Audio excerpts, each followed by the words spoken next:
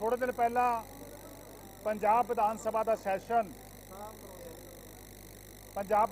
Session बुलाया सीगा। इस सैशन के दौरान वक्-वक् बिल जिहड़े ने वो पेश किए जाने सीगे, जिन्हां बिलों के नाल पंजाब का रेवेन्यू, पंजाब की कलैक्शन टैक्स की बदलनी सीगी, क्योंकि कुछ अमेंडमेंट्स, कुछ सोधां जिहड़ियां सीगियां वो GST कौंसल की मीटिंग के दौरान ऑनलाइन गेमिंग के एक्ट के अंदर होईयां सीगियां। 28% टैक्स लाने का फैसला GST कौंसल च होया सीगा। वो सारियां जिहड़ियां अमेंडमेंट सीगियां सारे सूबियां ने, देश के वक्-वक् सूबियां ने वो अमेंडमेंट करके गौरमेंट ऑफ इंडिया नूं भेजणियां सीगियां ताकि GST का बिल जिहड़ा गौरमेंट ऑफ इंडिया ने पास किया सीगा वो पंजाब भी पास करे तो एक्ट जिहड़ा पूरे देश के अंदर लागू और पंजाब च भी लागू होवे। वो एक्ट, क्योंकि मैं GST कौंसल का मैंबर भी हाँ, मेरे डिपार्टमेंट का सीगा, वो एक्ट का बिल तैयार करके असी जिहड़ा Punjab goods and services tax amendment bill 2023 मानयोग गवर्नर साहब को भेजा सी। असी बिल की ड्राफ्ट करके बिल नूं वो बिल जिहड़ा मानयोग गवर्नर साहब को भेजा सीगा। और इस तरह इंडियन स्टैंप एक्ट जिहड़ा हैगा 2023 बिल वो भी कैबिनेट ने पास करके मानयोग गवर्नर साहब को भेजा सीगा। इस तरह the Punjab fiscal responsibility and budget management यानी FRBM एक्ट जिहड़ा वो भी असी कैबिनेट वालों पास करके मानयोग गवर्नर साहब को भेजा सी। ये तिन्ने बिल पंजाब की आर्थिकता दे लई, पंजाब के लोगों की भलाई लई, पंजाब के लोगों की वैलफेयर लई बड़े अहम सीगे। पर लेकिन मानयोग गवर्नर साहब, ऑनरेबल गवर्नर साहब कल सवेर तक लगातार कुआरियां पाउंदे रहे, लगातार ऑब्जैक्शन लाउंदे रहे। असीं वो सारे ऑब्जैक्शन ठीक करके जिहड़े उन्होंने इनफॉर्मेशन साडे तो मंगी सीगी वो असीं इनफॉर्मेशन जिहड़ी आ कल विद इन टाइम मानयोग गवर्नर साहब को भेजी। क्या जिहड़ियां तुहाडीआं कुआरियां सी, जिहड़े साडे तुहाडे तौखले सी, जिहड़ी तुसीं इनफॉर्मेशन सीक कीती सी, इनफॉर्मेशन मंगी सी, उहदे मुताबक असीं जिहड़ी आ इनफॉर्मेशन वो मानयोग गवर्नर साहब नूं भेजी।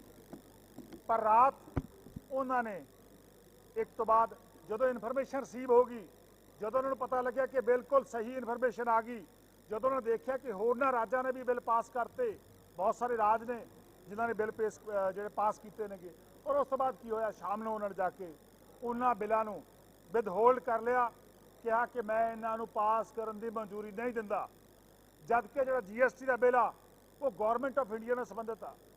GST का बिल जोड़ा वो मैं समझदा GST council one nation one tax के फार्मूले के आधार पर बनेगा, देश के अंदर एक सारता टैक्स लेके आने लिए बनेगा।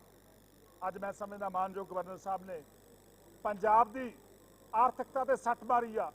एक पासे तो कहते रहे कि कर्जा किवें चढ़ियागा, और दूजे पासे जे असीं उस कर्जे नूं उतारन दे लई जिहड़ा गौरमेंट ऑफ इंडिया ने टैक्स लाए ने उन्हां दी असीं पंजाब च उन्हां नूं लागू करदे हां तो उन्हां नूं लागू करन तो रोकण दा यतन मानयोग गवर्नर साहब करते हैं।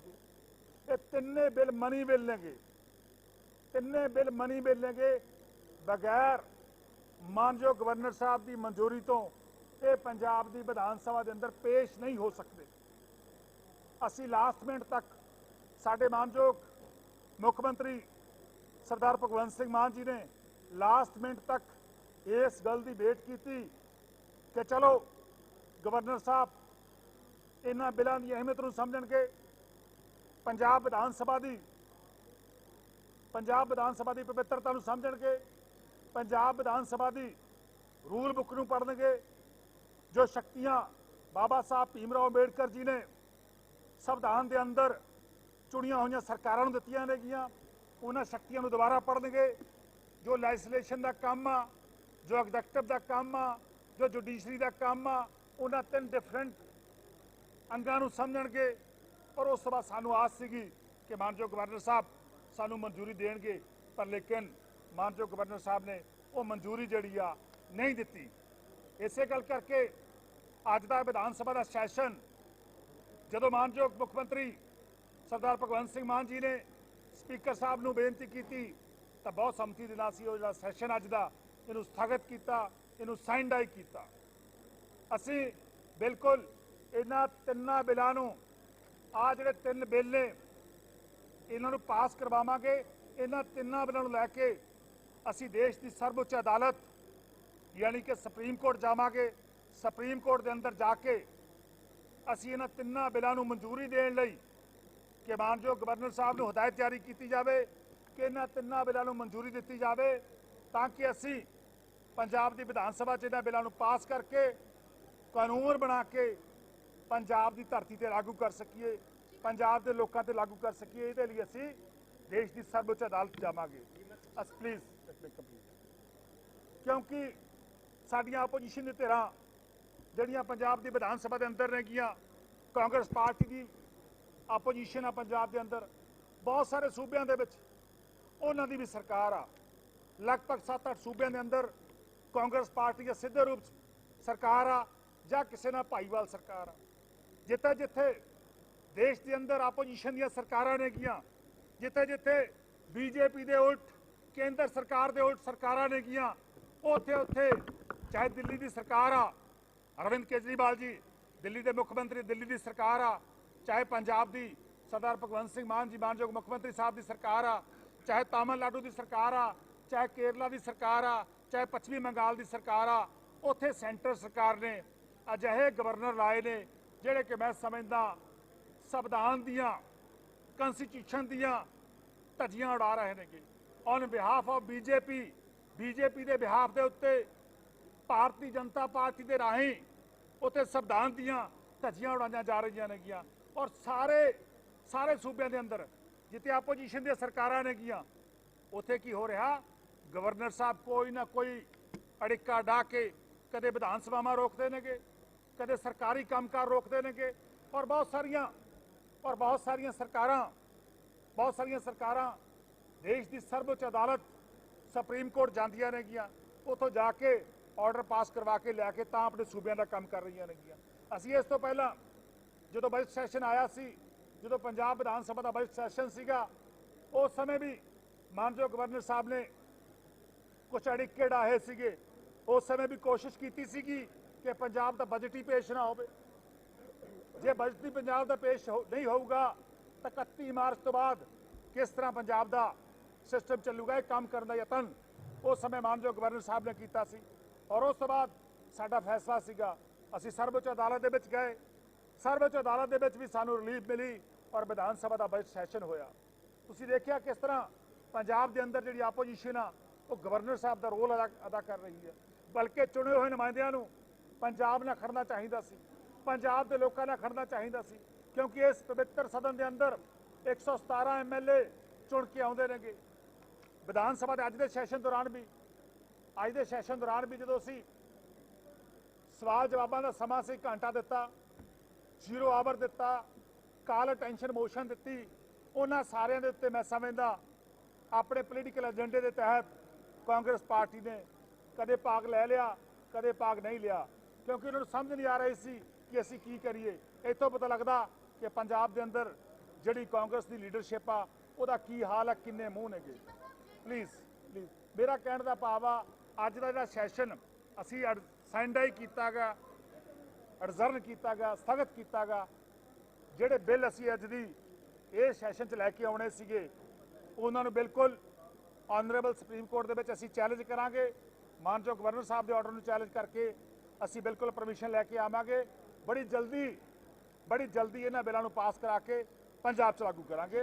मैं प्लीज़ हुण मेरे साथी मेरे कैबिनेट कलीग अमन अरोड़ा जी कुछ जो विधान सभा के अंदर साडी पंजाब की विधान सभा के रूल बुक के विच लिखिया गा, जिहड़ी कि असीं नहीं बनाई, लंबे समय तो संविधान के मुताबिक कानून घाड़ियां ने बनाई आ, लंबे ओहदा बिल्कुल तुहानूं दस्सणगे कि किस तरह ਅੱਜ ਦਾ ਸੈਸ਼ਨ ਲੀਗਲ ਸੀਗਾ, ਪਰ ਲੇਕਿन ਆ ਬਿੱਲ ਨਾ ਹੋਣ ਕਰਕੇ ਅਸੀਂ ਇਹਨੂੰ ਸਥਗਿਤ ਕੀਤਾ ਗਿਆ।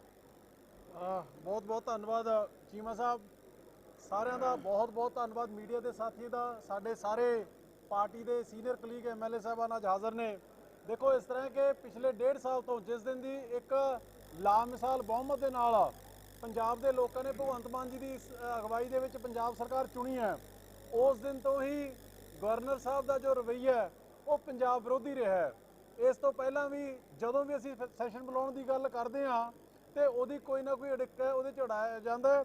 ਔਰ ਅੱਜ ਜਦੋਂ ਇਹ ਉਹਨਾਂ ਦੇ ਹੀ ਇਸ਼ਾਰੇ ਦੇ ਉੱਪਰ BJP ਦੀ B ਟੀਮ ਕੰਮ ਬਣ ਕੇ ਜਦੋਂ ਕਾਂਗਰਸ ਦੇ ਲੋਕ ਪ੍ਰਤਾਪ ਸਿੰਘ ਬਾਜਵਾ ਜੀ ਦੀ ਅਗਵਾਈ ਦੇ ਵਿੱਚ ਲੀਗੈਲਿਟੀ ਇਲੀਗੈਲਿਟੀ ਦੀ ਗੱਲ ਕਰ ਰਹੇ ਸੀਗੇ, ਤੇ ਜੋ ਵੀ ਸੈਸ਼ਨ ਹੈ, ਜੋ ਵਿਧਾਨ ਸਭਾ ਦੀਆਂ ਪ੍ਰੋਸੀਡਿੰਗਸ ਨੇ, ਉਹ ਇਹ ਸਭ ਤੋਂ ਵੱਡਾ ਪਵਿੱਤਰ ਗ੍ਰੰਥ ਹੈ ਜੀ ਵਿਧਾਨ ਸਭਾ ਦਾ, ਜਿਹੜਾ rules of procedure and conduct of business in the Punjab Vidhan Sabha, ਇਹਦਾ ਜਿਹੜਾ ਰੂਲ 16 ਹੈ ਉਹਦੇ ਵਿੱਚ ਬੜੇ ਸਪਸ਼ਟ ਤੌਰ ਦੇ ਉੱਪਰ ਲਿਖਿਆ ਹੋਇਆ ਕਿ ਜਦੋਂ ਵੀ ਸਰਕਾਰ ਚਾਹੇ, ਜਦੋਂ ਸਾਈਨਡ ਹੈ ਐਡਜਰਨ ਕੀਤਾ ਹੋਵੇ ਹਾਊਸ, ਤੇ ਜਦੋਂ ਸਰਕਾਰ ਚਾਹੇ ਔਰ ਸਪੀਕਰ ਸਾਹਿਬ ਨੂੰ ਬੇਨਤੀ ਕਰੇ ਕਿ ਲੋਕ ਹਿੱਤਾਂ ਦੇ ਲਈ ਸੈਸ਼ਨ ਬੁਲਾਇਆ ਜਾਣਾ ਜ਼ਰੂਰੀ ਹੈ, ਤੇ ਉਦੋਂ ਹੀ ਸਪੀਕਰ ਸਾਹਿਬ ਬੁਲਾ ਸਕਦੇ ਨੇ, ਕਿਉਂਕਿ ਉਹ ਸੁਪਰੀਮ ਅਥਾਰਟੀ ਨੇ, ਉਹ ਕਸਟੋਡੀਅਨ ਨੇ ਹਾਊਸ ਦੇ।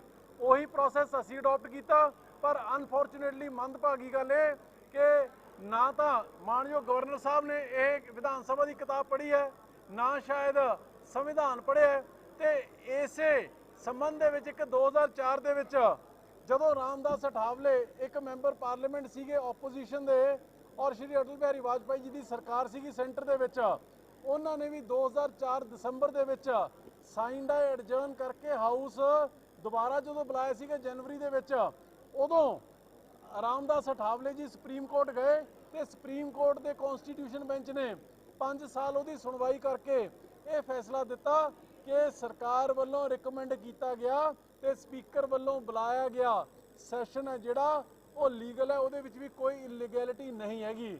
ਹੁਣ ਮੰਦਭਾਗੀ ਗੱਲ ਇਹ ਹੈ ਕਿ ਇੰਨਾ ਕੁਝ ਜਦੋਂ ਇਹ ਰੂਲ ਬੁੱਕ ਜਿਹੜੀ ਕਿ ਸੁਪਰੀਮ ਹੈ ਵਿਧਾਨ ਸਭਾ ਦੇ ਕੰਡਕਟਰ ਦੇ ਲਈ, ਕੌਂਸਟੀਟਿਊਸ਼ਨ ਸੰਵਿਧਾਨ ਦੇਸ਼ ਦਾ ਤੇ ਸੁਪਰੀਮ ਕੋਰਟ ਦਾ ਕੌਂਸਟੀਟਿਊਸ਼ਨ ਬੈਂਚ, ਜਦੋਂ ਇੰਨਾ ਕਲੀਅਰਲੀ ਇਹ ਗੱਲ ਕਹਿੰਦਾ ਤੇ ਫਿਰ ਉਸ ਦੇ ਬਾਵਜੂਦ ਵੀ ਇਹ ਜਾਂ ਤਾਂ ਜਾਣਦੇ ਨਹੀਂ ਹੈਗੇ ਮਾਨਯੋਗ ਗਵਰਨਰ ਸਾਹਿਬ, ਜਾਂ ਜਾਣਬੁੱਝ ਕੇ ਅਣਜਾਣ ਬਣੇ ਹੋਏ ਨੇ, ਤੇ ਇਹੋ ਜਿਹੀਆਂ ਚਿੱਠੀਆਂ ਸਾਨੂੰ ਰੋਜ਼ ਕੱਢ ਦਿੰਦੇ ਨੇ ਪੰਜਾਬ ਸਰਕਾਰ ਨੂੰ, ਤਾਂ ਕਿ ਅਸੀਂ ਮਾਨ ਸਾਹਿਬ ਦੀ ਅਗਵਾਈ ਦੇ ਵਿੱਚ ਪੰਜਾਬ ਸਰਕਾਰ ਲੋਕਾਂ ਦੇ ਮਸਲੇ, ਲੋਕਾਂ ਦੇ ਮੁੱਦੇ ਇਸ ਵਿਧਾਨ ਸਭਾ ਦੇ ਵਿੱਚ ਪਾਸ ਨਾ ਕਰ ਸਕੇ। ਸੋ ਇਸੇ ਗੱਲ ਨੂੰ ਦੁਬਾਰਾ ਰੀਟਰੇਟ ਕਰਨ ਦੇ ਲਈ, ਸ਼ੀਸ਼ਾ ਦਿਖਾਉਣ ਦੇ ਲਈ ਮਾਨਯੋਗ ਗਵਰਨਰ ਸਾਹਿਬ ਨੂੰ ਅੱਜ ਪੰਜਾਬ ਸਰਕਾਰ ਨੇ, ਮਾਨਯੋਗ ਮੁੱਖ ਮੰਤਰੀ ਸਾਹਿਬ ਨੇ ਫੈਸਲਾ ਕੀਤਾ ਕਿ ਜਦੋਂ ਸੁਪਰੀਮ ਕੋਰਟ ਖੁੱਲ੍ਹਦੀ ਹੈ 30 ਤਾਰੀਖ ਨੂੰ, ਪੰਜਾਬ ਸਰਕਾਰ ਸੁਪਰੀਮ ਕੋਰਟ ਦਾ ਦਰਵਾਜ਼ਾ ਖੜਕਾਏਗੀ। ਤੇ ਜਿਵੇਂ ਪਹਿਲਾਂ ਹੋਇਆ ਸੀਗਾ, ਉਦੋਂ ਵੀ ਇਹਨਾਂ ਨੇ ਕਿਹਾ ਸੀਗਾ ਕਿ ਤੁਸੀਂ ਸੈਸ਼ਨ ਬੁਲਾ ਨਹੀਂ ਸਕਦੇ ਹੈਗੇ।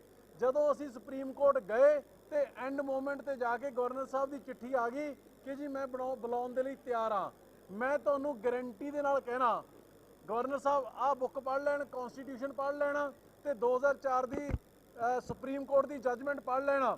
ਇਸ ਵਾਰ ਵੀ ਇਹੀ ਕੁਝ ਹੋਊਗਾ। ਸਾਡੇ ਸੁਪਰੀਮ ਕੋਰਟ ਦੇ ਵਿੱਚ ਜੋ ਦਰਵਾਜ਼ਾ ਖੜਕਾਤਾ, ਜਿਸ ਦਿਨ ਪੇਸ਼ੀ ਹੋਈ, ਉਸ ਤੋਂ ਪਹਿਲਾਂ ਮੈਂ ਗਰੰਟਿਡ ਤੌਰ ਤੇ ਕਹਿਣਾ ਕਿ ਗਵਰਨਰ ਸਾਹਿਬ ਨੂੰ ਫੇਰ ਦੁਬਾਰਾ ਯੂ ਟਰਨ ਲੈਣਾ ਪਊਗਾ ਤੇ ਪਹਿਲਾਂ ਹੀ ਕਹਿ ਦੇਣਗੇ ਕਿ ਮੈਂ ਇਹਨਾਂ ਤਿੰਨੇ ਮਨੀ ਬਿੱਲਾਂ ਦੇ ਉੱਪਰ ਵੀ ਮੈਂ ਰਿਕਮੈਂਡੇਸ਼ਨ ਕਰਨ ਨੂੰ, ਸਾਈਨ ਕਰਨ ਨੂੰ ਤਿਆਰ ਹਾਂ। ਤੇ ਜਿਹੜੇ ਪਹਿਲਾਂ ਉਹਨਾਂ ਨੇ ਲੰਬੇ ਸਮੇਂ ਤੋਂ ਸਾਡੇ ਵਿਧਾਨ ਸਭਾ ਦੇ ਪਾਸ ਕੀਤੇ ਹੋਏ ਬਿੱਲ ਪੈਂਡਿੰਗ ਰੱਖ ਛੱਡੇ ਨੇ, ਜਿਹਦੀ ਵਜ੍ਹਾ ਕਰਕੇ ਉਹ ਕਾਨੂੰਨ ਦਾ ਰੂਪ ਨਹੀਂ ਲੈ ਰਹੇ ਹੈਗੇ, ਉਹਨਾਂ ਦੇ ਉੱਪਰ ਵੀ ਸਾਈਨ ਕਰਨ ਦੇ ਲਈ ਮਾਨਯੋਗ ਗਵਰਨਰ ਸਾਹਿਬ ਮਜਬੂਰ ਹੋਣਗੇ। ਮੈਂ ਬੜੇ 100% ਕਨਵਿਕਸ਼ਨ ਦੇ ਨਾਲ ਕਹਿ ਸਕਦਾ।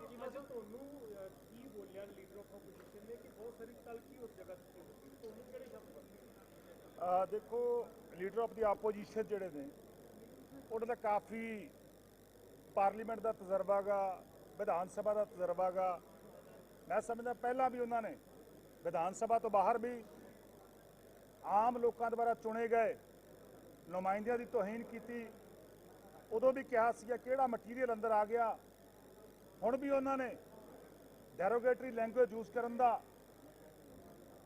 ਯਤਨ ਕੀਤਾ, ਡੈਰੋਗੇਟਰੀ ਲੈਂਗੁਏਜ ਯੂਜ਼ ਕੀਤੀ ਉੱਥੇ ਤੂੰ ਮੈਂ ਕਹਿ ਕੇ, ਔਰ ਬਹੁਤ ਸਾਰੀਆਂ ਜਿਹੜੇ ਮੈਂ ਸਮਝਦਾ ਸਾਇੰਸ ਹੁੰਦੇ ਨੇ ਕਿ ਉਹਨਾਂ ਦੇ ਰਾਹੀਂ ਕਾਫੀ ਮੰਦਾ ਬੋਲਿਆ, ਪਰ ਲੇਕਿਨ ਮੈਂ ਸਮਝਦਾ ਉਹਨਾਂ ਨੂੰ ਇਹ ਨਹੀਂ ਬੋਲਣਾ ਚਾਹੀਦਾ ਸੀ, ਕਿਉਂਕਿ ਉਹਨਾਂ ਕੋਲ ਕੋਈ ਮੁੱਦਾ ਹੈ ਨਹੀਂ। ਪੰਜਾਬ ਦੇ ਵਿੱਚ ਆਪੋਜੀਸ਼ਨ ਮੁੱਦਾਹੀਣ ਆ, ਇਸੇ ਗੱਲ ਕਰਕੇ ਕੋਈ ਨਾ ਕੋਈ ਇਸ ਤਰ੍ਹਾਂ ਦੀ ਤੋਹਮਤ ਜਾਂ ਇਸ ਤਰ੍ਹਾਂ ਦਾ ਬਾਬੇਲਾ ਖੜਾ ਕਰਨ ਦੀ ਕੋਸ਼ਿਸ਼ ਕੀਤੀ ਜਾਂਦੀ ਆ। ਸੋ ਬਿਲਕੁਲ ਮੈਂ ਸਮਝਦਾ ਇਹ ਬਹੁਤ ਹੀ ਮੰਦਭਾਗਾ ਸੀ, ਇਸ ਤਰ੍ਹਾਂ ਨਹੀਂ ਹੋਣਾ ਚਾਹੀਦਾ ਸੀ। ਸਰਕਾਰ ਵੀ ਟਰਾਈ ਨਾ ਕਰੇਗੀ।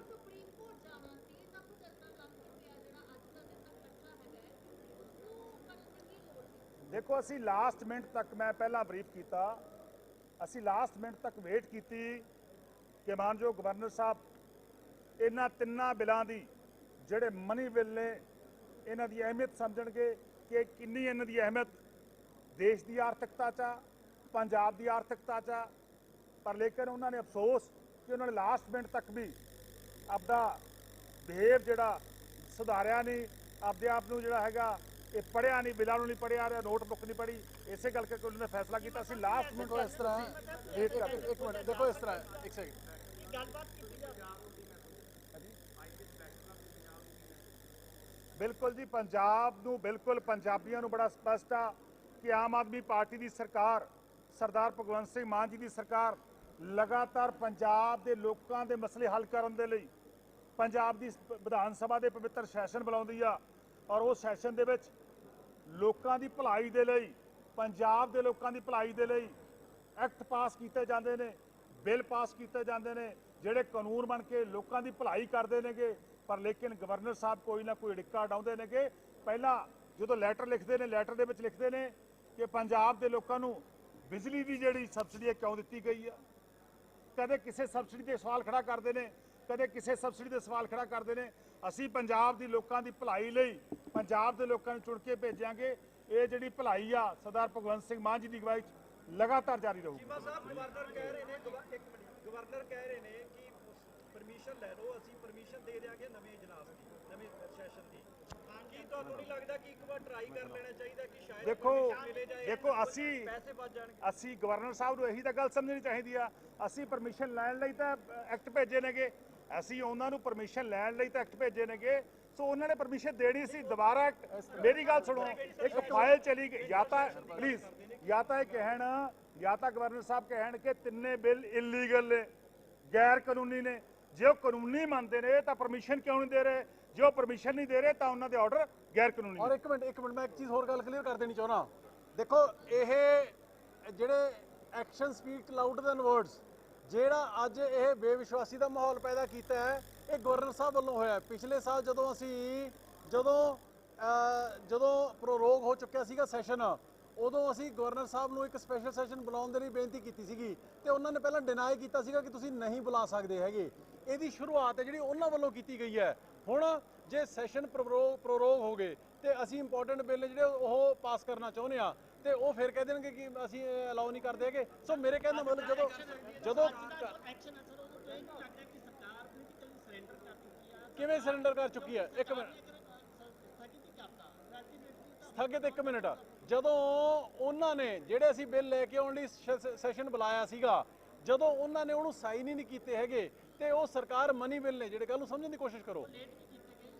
ਕਿਵੇਂ ਉਹ ਲੇਟ ਕੀਤੇ ਗਏ ਮਨੀ ਬਿੱਲ? ਇੰਨੇ ਲੇਟ ਕਿਉਂ ਲੇਟ ਕਿੱਥੇ ਕੀਤੇ ਗਏ ਜੀ? ਉਹਨਾਂ ਨੇ ਆਪਦੀ ਚਿੱਠੀ ਦੇ ਵਿੱਚ ਇਹ ਤਾਂ ਲਿਖਿਆ ਨਹੀਂ ਕਿ ਤੁਸੀਂ ਲੇਟ ਭੇਜੇ ਨੇ।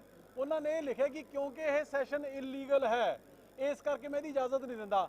ਆਹੀ ਤਾਂ ਮੈਂ ਤੁਹਾਨੂੰ ਕਹਿ ਰਿਹਾ। ਇਹਦਾ ਰੂਲ 16 ਪੜ੍ਹ ਲੈਣਾ, ਸੁਪਰੀਮ ਕੋਰਟ ਦੀ ਜਜਮੈਂਟ ਪੜ੍ਹ ਲੈਣ 2004 ਵਾਲੀ, ਪਤਾ ਲੱਗ ਜੂਗਾ ਉਹਨਾਂ ਨੇ ਕਿ ਸੈਸ਼ਨ ਲੀਗਲ ਹੈ ਕਿ ਇਲੀਗਲ ਹੈ। ਜਦੋਂ ਇਲੀਗਲ ਹੈ ਹੀ ਨਹੀਂ ਤੇ ਫਿਰ ਉਹ ਮਨਾ ਕਿਵੇਂ ਕਰ ਸਕਦੇ ਨੇ? ਸੋ ਇਸ ਕਰਕੇ ਮਜਬੂਰੀ ਬਸ ਸਾਨੂੰ ਸੁਪਰੀਮ ਕੋਰਟ ਜਾਣਾ ਪੈ ਰਿਹਾ ਹੈ। ਮੰਤਰੀ ਸਾਹਿਬ, ਜਿਸ ਤਰ੍ਹਾਂ ਤੁਸੀਂ ਕਿਹਾ ਸੀ ਪਹਿਲਾਂ, ਹਾਂਜੀ, ਕਿਵੇਂ ਮਿਸਗਾਈਡ ਕਰ ਰਹੇ ਹਾਂ ਜੀ? ਆਹ ਕਿਤਾਬ ਤਾਂ ਨਹੀਂ ਮਿਸਗਾਈਡ ਕਰ ਰਹੀ। ਤੁਸੀਂ ਰੂਲ ਨੰਬਰ 16 ਪੜ੍ਹ ਲਓ, ਤੁਸੀਂ ਸੁਪਰੀਮ ਕੋਰਟ ਦੀ ਜਜਮੈਂਟ ਮੈਂ ਤੁਹਾਨੂੰ ਭੇਜ ਦੇਣਾ। ਤੁਸੀਂ ਕਨਸਟੀਟਿਊਸ਼ਨ ਦੇ ਵਿੱਚ ਆਪੋਜੀਸ਼ਨ ਮੈਨੂੰ ਦਿਖਾ ਦੇ, ਗਵਰਨਰ ਸਾਹਿਬ ਮੈਨੂੰ ਦਿਖਾ ਦੇਣਾ ਵੀ ਇਹ ਕਿਤੇ ਲਿਖਿਆ ਹੋਇਆ ਹੈ ਵੀ ਤੁਸੀਂ ਸਾਈਨਡ ਆਏ ਹੋਏ ਐਡਜਰਨ ਹੋਏ ਸੈਸ਼ਨ ਨੂੰ ਦੁਬਾਰਾ ਨਹੀਂ ਕਨਵੀਨ ਕਰ ਸਕਦੇ ਕਿ ਨਹੀਂ ਬੁਲਾ ਸਕਦੇ ਹੈਗੇ। ਮੈਨੂੰ ਦਿਖਾ ਦਿਓ, ਅਸੀਂ ਮੰਨ ਲਾਂਗੇ ਅਸੀਂ ਗਲਤ ਆ। ਕਿੱਥੇ ਲਿਖਿਆ? ਦਿਖਾਓ ਮੈਨੂੰ। ਮੈਂ ਤੁਹਾਨੂੰ ਲਿਖਿਆ ਹੋਇਆ ਦਿਖਾ ਰਿਹਾ, ਮੈਂ ਮੂੰਹ ਜਵਾਨੀ ਤਾਂ ਨਹੀਂ ਨਾ ਬੋਲ ਰਿਹਾ। ਮੈਂ ਤੁਹਾਨੂੰ ਲਿਖਿਆ ਦਿਖਾ ਰਿਹਾ। ਉਹਨਾਂ ਨੂੰ 6 ਮਹੀਨੇ 7 ਮਹੀਨੇ 2 ਮਹੀਨੇ 11 ਮਹੀਨੇ ਮੈਨੂੰ ਲਿਖਿਆ ਕਿਤੇ ਦਿਖਾ ਦੇਣਾ, ਮੈਂ ਗੱਲ ਮੰਨ ਲੂੰਗਾ ਉਹਨਾਂ ਦੀ। ਸੋ ਮੇਰੇ ਕਹਿਣ ਦਾ ਮਤਲਬ ਹੈ ਕਿ ਸਿਰਫ ਔਰ ਸਿਰਫ ਪਿਛਲੇ 1.5 ਸਾਲ ਤੋਂ ਗਵਰਨਰ ਸਾਹਿਬ ਵੱਲੋਂ ਸਾਡੇ ਮਾਣਯੋਗ ਨੇ, ਸਾਡੇ ਬਜ਼ੁਰਗ ਨੇ, ਪਰ ਜਿਸ ਤਰੀਕੇ ਦਾ ਰਵੱਈਆ ਉਹਨਾਂ ਦਾ ਇਹ ਚੱਲ ਰਿਹਾ ਹੈ ਕਿ ਮੈਂ ਇੱਕ ਬੇਮਿਸਾਲ ਬਹੁਮਤ ਦੇ ਨਾਲ ਚੁਣੀ ਹੋਈ ਸਰਕਾਰ ਨੂੰ ਮੈਂ ਕੰਮ ਹੀ ਨਹੀਂ ਕਰਨ ਦੇਣਾ ਹੈਗਾ, ਮੈਂ ਅੜਚਣਾਂ ਹੀ ਅੜਾਈ ਜਾਣੀਆਂ ਨੇ, ਇਹ ਰਵੱਈਆ ਜਿਹੜਾ ਇਹ ਬਹੁਤ ਮੰਦਭਾਗਾ ਹੈ। ਮੰਤਰੀ ਸਾਹਿਬ ਸਭ ਤੋਂ ਲੀਗਲ ਰਿਸ਼ਤੇ ਸੁਧਾਰਨ ਵਾਸਤੇ ਵੀ ਯਤਨ ਹੋ ਰਹੇ ਨੇ ਗਵਰਨਰ ਸਾਹਿਬ ਦੇ ਨਾਲ, ਕਿਉਂਕਿ ਜਿਸ ਤਰ੍ਹਾਂ ਸੀਐਮ ਸਾਹਿਬ ਨੇ ਕਿਹਾ ਕਿ 25 ਲੱਖ ਰੁਪਏ ਦਾ ਨੁਕਸਾਨ ਪੰਜਾਬ ਦਾ ਪਹਿਲਾਂ ਹੋ ਗਿਆ ਜੋ ਸੁਪਰੀਮ ਕੋਰਟ ਦੇ ਵਿੱਚ ਵਕੀਲ ਹਾਇਰ ਕੀਤਾ, ਸ਼ਾਇਦ 25 ਦਾ ਹੁਣ ਹੋ ਜੇ, ਤਾਂ ਤੁਹਾਨੂੰ ਲੱਗਦਾ ਨਹੀਂ ਤੇ ਫਿਰ ਇੱਕ ਮਿੰਟ, ਉਹਦਾ ਜ਼ਿੰਮੇਵਾਰ ਕੌਣ ਹੈ ਜੀ? ਇੱਕ ਗੱਲ ਸਮਝੋ, ਇੱਕ ਮਿੰਟ, ਅਸੀਂ ਜਦੋਂ ਕਾਨੂੰਨੀ ਤੌਰ ਤੇ ਕੰਮ ਕਰ ਰਹੇ ਹਾਂ, ਜੇ ਗਵਰਨਰ ਸਾਹਿਬ ਇੰਨੇ ਸਹੀ ਸੀਗੇ ਤੇ ਫਿਰ ਜਦੋਂ ਪੇਸ਼ੀ ਦੀ ਸੁਣਵਾਈ ਸ਼ੁਰੂ ਹੋਣੀ ਸੀਗੀ ਉਹ ਤੋਂ ਪਹਿਲਾਂ ਚਿੱਠੀ ਦੇਣ ਦੀ ਕੀ ਲੋੜ ਸੀਗੀ ਵੀ ਹਾਂ ਮੈਂ ਅਲਾਉ ਕਰ ਦਿੰਨਾ, ਮੈਂ ਇਜਾਜ਼ਤ ਦੇ ਦਿੰਨਾ? ਇਹਦਾ ਮਤਲਬ ਉਹਨਾਂ ਨੂੰ ਦਿਲੋਂ ਪਤਾ ਸੀਗਾ ਕਿ ਉਹਨਾਂ ਦਾ ਸਟੈਂਡ ਗਲਤ ਹੈ ਤੇ ਸੁਣਵਾਈ ਸ਼ੁਰੂ ਹੋਣ ਤੋਂ ਪਹਿਲਾਂ ਹੀ ਚਿੱਠੀ ਪਹੁੰਚ ਗਈ ਕਿ ਹਾਂ ਅਸੀਂ ਅਲਾਉ ਕਰ ਦਿੰਨੇ ਆ। ਆਹੀ ਕੁਛ ਇਸ ਵਾਰੀ ਹੋਊਗਾ। ਆ 50 ਲੱਖ ਰੁਪਏ ਜਿਹੜਾ ਇਹ ਪੰਜਾਬ ਦੇ ਲੋਕਾਂ ਦੀ ਦੇਣਦਾਰੀ ਗਵਰਨਰ ਸਾਹਿਬ ਦੀ ਸਿਰ ਖੜ ਜਾਣੀ ਹੈ। ਅਮਨ ਜੀ ਕਿਹਾ ਜਾ ਰਿਹਾ ਇੱਕ ਦਿਨ ਦੇ ਸੈਸ਼ਨ ਦਾ ਲਗਭਗ 75 ਲੱਖ ਰੁਪਏ ਖਰਚ ਆਉਂਦਾ, ਅੱਜ ਦੇ ਦਿਨ ਦਾ ਹੋ ਗਿਆ। ਮੇਰੀ ਯਾਦ ਹੈ ਕਿਸੇ ਸਮੇਂ ਵਿਰੋਧੀ ਧਿਰ ਤੁਸੀਂ ਇਹ ਪੈਸੇ ਛੱਡਦੇ ਰਹੇ ਹੋ, ਐਮਐਲਏ ਤੋਂ ਕੀ ਕਰੋਗੇ ਘੱਟੋ ਘੱਟ ਆਪਣੇ ਨੂੰ ਕਿ ਅੱਜ ਦੇ ਦਿਨ ਦੇ ਕਲੇਮ ਨਾ ਕੀਤਾ ਜਾਵੇ? ਨਹੀਂ ਦੇਖੋ, ਅਸੀਂ ਤਾਂ ਗੱਲ ਸਮਝੋ ਇੱਕ ਮਿੰਟ, ਅਸੀਂ ਤਾਂ ਇਹ ਗੱਲ ਕਹਿੰਦੇ ਆ ਵੀ ਸੈਸ਼ਨ ਹੈ ਜਿਹੜਾ ਉਹ ਲੀਗਲ ਹੈ। ਅਸੀਂ ਸਵਾਲ ਜਵਾਬ ਵੀ ਲਾਏ, ਅਸੀਂ 1 ਘੰਟਾ 0 ਆਵਰ ਵੀ ਚਲਾਇਆ, ਅਸੀਂ ਕਾਲ-ਅਟੈਂਸ਼ਨ ਮੋਸ਼ਨਾਂ ਵੀ ਲਾਈਆਂ, ਅਸੀਂ ਮਨੀ ਬਿੱਲ ਤੇ ਜਿਹੜੇ ਨਾਰਮਲ ਬਿੱਲਸ ਨੇ ਅਸੀਂ ਉਹ ਵੀ ਲੈ ਕੇ ਆਏ। ਹੁਣ ਅਸੀਂ ਕਹਿੰਦੇ ਲੀਗਲ ਹੈ। ਸਾਡੇ ਐਮਐਲਏ ਤਾਂ ਹੱਕਦਾਰ ਨੇ TADA ਲੈਣ ਦੇ। ਜਿਹੜੇ ਕਾਂਗਰਸ ਵਾਲੇ ਨੇ ਉਹਨਾਂ ਨੂੰ ਪੁੱਛੋ, ਜਿਹੜੇ ਇਲੀਗਲ ਕਹਿੰਦੇ ਸੀ ਇਹਨੂੰ, ਉਹ ਨਾ TADA ਲੈਣ, ਉਹਨੇ ਪੈਸੇ ਪੰਜਾਬ ਦੇ ਬਚਾ ਲਓ।